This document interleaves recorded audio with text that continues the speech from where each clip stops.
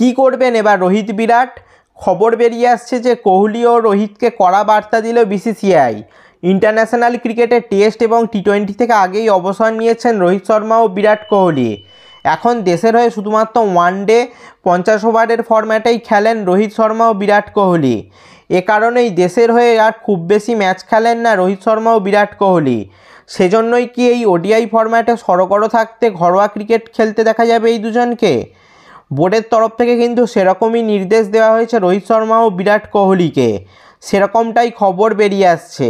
Vijay Hazare trophy শুরু হচ্ছে ডিসেম্বরের শেষ সপ্তাহ থেকে। ওয়ানডে ফরম্যাটের এই টুর্নামেন্টে রোহিত শর্মা ও কোহলি এই দুই তারকাকেই দেখতে চাইছে ভারতীয় ক্রিকেট বোর্ড। সূত্র মারফত জানা যাচ্ছে যে বোর্ড এবং টিম ম্যানেজমেন্ট তাদের দুজনকেই জানিয়ে দিয়েছে যে ভারতের হয়ে খেলতে হলে তাদের ঘরোয়া অর্থাৎ ডোমেস্টিক ক্রিকেট খেলতে হবে।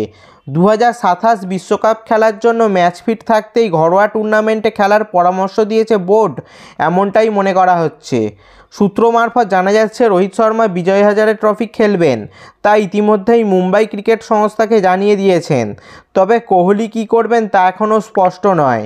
রোহিত শর্মা 8 বছর বিজয় হাজারে ট্রফি খেলেননি। বিরাট কোহলি শেষবার খেলেছেন 13 বছর আগে। ব্যক্তিগতভাবে আমি মনে করি রোহিত বিরাটের ম্যাচ ফিট থাকার জন্য এবং ফর্মে থাকার জন্য ঘরোয়া ক্রিকেট খেলা দরকার, কারণ আমরা 2027 ওডিআই ওয়ার্ল্ড কাপে প্রাইম রোহিত কোহলি জুটিকে দেখতে চাই। তো বন্ধুরা, তোমাদের কি মনে হয় বোর্ডের এই সিদ্ধান্ত কি সঠিক? রোহিত ও কোহলির কি ঘরোয়া ক্রিকেট খেলা উচিত? তা নিচে কমেন্ট করে জানাও। এই ধরনের স্পোর্টস রিলেটেড ভিডিও পেতে অবশ্যই চ্যানেলটা সাবস্ক্রাইব করে দাও আর পাশের বেল আইকনটাও বাজিয়ে দাও। ফেসবুক থেকে ভিডিওটা দেখলে পেজটা অবশ্যই ফলো করে দাও।